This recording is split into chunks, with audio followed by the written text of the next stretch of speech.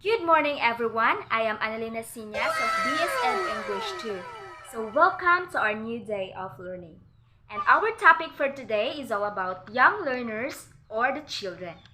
But before we proceed to our proper discussion, this topic has an objectives. So, the objectives of this topic is divided into three, which is effective, to challenge the learning ability of young learners, skill, evaluate importance of learning to children, knowledge, identify the various characteristics of young learners. So, after that, we have our specific topic. Our specific topic are young learners and their attitudes towards learning, characteristics of young learners, and the teaching technique for young learners. Before I proceed, allow me to share this very motivational quote from Kids Preschool, which is written by Abby Birksey, and it stated that it takes a big heart to shape little minds.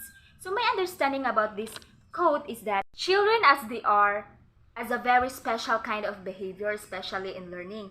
So we all know that most of the children are very active, they like playing, they always tend to make busy things, and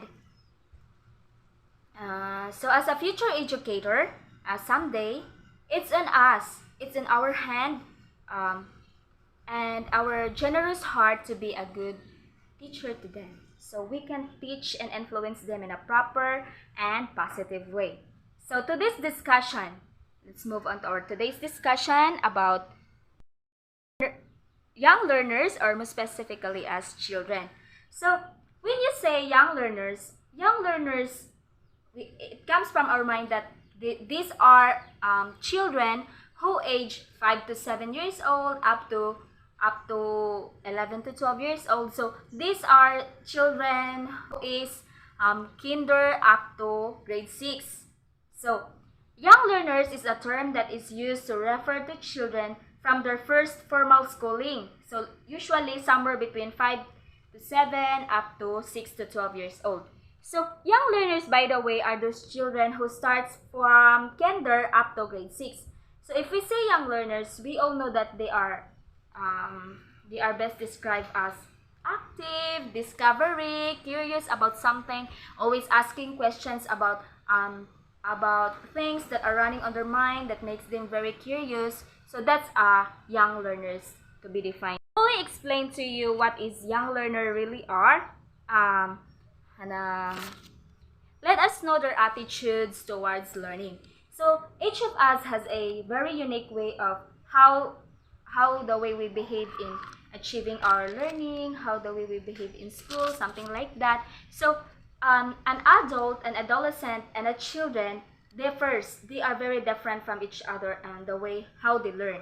So young learners and their attitudes towards learning. So I have given here three specific common attitudes towards learning of the children. So first is young learners are fond of playing at the same time also learning. So most of us are familiar with the word play that relate to toys, objects, and people. Play is recognized as an important part of examining child's development level. So as a young learners, so my understanding about young learners is that young learners learn in a quite different ways than adult or adolescents. They are fond of playing, and through playing, they can also learn. So how they get learning through playing is that, for example, in a classroom setting, so we teacher used to give some quizzes, activities to children, but the problem is some children are cannot cope up with that kind of setting. So as a creative teacher who understand what our young learners really are, so we have to adapt, or we have to apply this type of setting, which is anang implementing a play, or implementing a somewhat like that, uh, a play that is a play that is the children are eager to learn and that very active to participate. So in playing, they can develop many skills. It helps them nurture their imagination as well as learn essential skills such as problem solving. So for example, you give a play which is to give a specific answer to that specific task. So the child's skill, which is a problem solving, will enhance and building relationship with others also. So when you conduct role play or something like that, then the skill of the child, which is in socializing with each other or having a relationship with each other, will develop. Young learners favored singing songs while learning. So this attitude helps students to memorize the content of the particular material. So it improves their individual expressions and stimulates creativity. So children usually learn, especially if the content is to be delivered through singing. When they sing songs, they learn to focus, listen carefully, and enhance their vocabulary and language skills. So do you remember way back on our early school days, like for example, maybe preschool or kinder, that we are used to sing the alphabet song? The alphabet song, which is A, B, C, D, E, F, G, something like that. So if the teacher will task us to do that, sing it, pronounce it individually, sometimes we skip the sequence of the alphabet. But if the teacher will say, okay, sing the alphabet song, and we do it perfectly, so it means that young learners favored singing while learning. So it means that they are more focused when they sing, and they know the content of that particular sing or particular topic. Other type of the attitudes that a young learners in learning is visual improves their comprehension. So when we teach children and their very young minds, and their very small understanding about what's happening to the world or what the topic is all about, visuals really help a lot to them. So young learners learn most when they see pictures in a book. So visual supports such as photos, drawings, objects, gestures, and even the environments can contribute a lot to the learning of the child. They help children know about what to do, learn new skills, and respond to it faster. So can we recall that, for example, also in our early school days, we are having problems in understanding if we are all understanding the text if there are no photos. For example, reading a specific topic or specific story, we cannot draw in our mind what is the content is all about if we cannot see the picture. So it means that visuals really improves their comprehension. So it is clearly stated that children are unique in their own way of learning. But it is also important to us as a future educator to know the background or characteristics of young learners in order for us to be effective, in order to us to really impart a knowledge to the young learners. So I have here 7 characteristics of young learners. So they have short attention span, they are very active, they respond well to praising. So for example, in a classroom setting, so when you call a child that okay Anna, can you please answer this, and then the child would respond. And so the role of the teacher is that she would praise the answer, or she would praise the answer of that particular child in order for the child to enhance and be motivated enough to answer and participate in the class. So the other characteristic of young learners are they are very imaginative. They enjoy learning through playing, they enjoy imitating, and they respond well to rewards from the teacher. So we all know that children really are very imaginative in their way of thinking. So for example, in a reading a books, they used to